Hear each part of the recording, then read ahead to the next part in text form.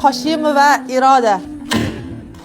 O'zlari massajistkalar, katta massaj sentrlari bor. Men o'zim massajdan dars beraman, ustozaman. Men o'zimning kasbimga yengillik qilib, issiz hijoma qo'shish niyatida men Dilshodani tanladim va tanlovda adashmanman. Kutganimdan ham ko'ra ko'proq ilmlarni oldim. Toshdemirova va Sevara Samarqanddan kelib o'rgandilar.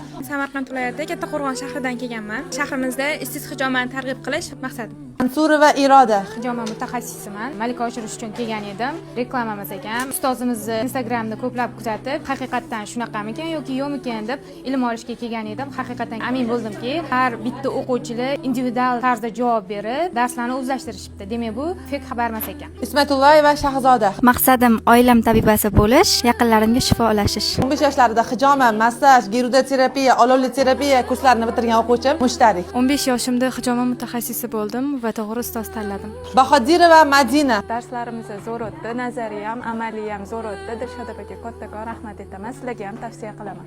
Hijoma massaj kursini Namangandan kelib o'qib bitirdilar. Namanganda issiz hijomani yo'lga qo'yaman inshaalloh. Qo'llab-quvvatlagan onajonimga rahmat aytaman. Bolamni tashlab kelganimga arzirkan. Odilxo'jayeva va Zuhraxon. Eng pozitivni o'quvchim. Alloh ilmingizni ziyoda qilsin. Sobitova va Gulruh G'azalkendan kelib o'qidilar. Muolaja olib, muolajalardan foyda sezib.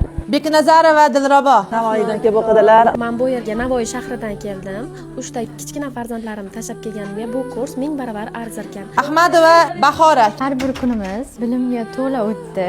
To'g'ri ustoz tanlaganimdan xursandman. 16 yoshlarida bu ilmni onalarini iltimoslari bilan o'rgandilar va darsimizni 3-kuni o'sha adalariga hijoma qildilar. Qoraqalpog'istondan kelib bu ilmni o'rgandilar. O'zlari studentkalar. Otamirod va Nilufar. Hijomaga kelishim sababi onamlar. Men dars davomida bunaqa o'zimning muhabbatim tushadi, qiziqaman deb o'ylagandim. Men Jizzax shahridan keldim. 10 kun mobaynida darslarimiz juda ham qiziqarli va manfaatli bo'ldi. Mashalloh, hamma orqaxonda qizlar yig'layapti. Ishoninglar. Hozir kameraga sig'mayapti. Shaxsan o'zim, orqadagi qizlar hammasi yig'layapti.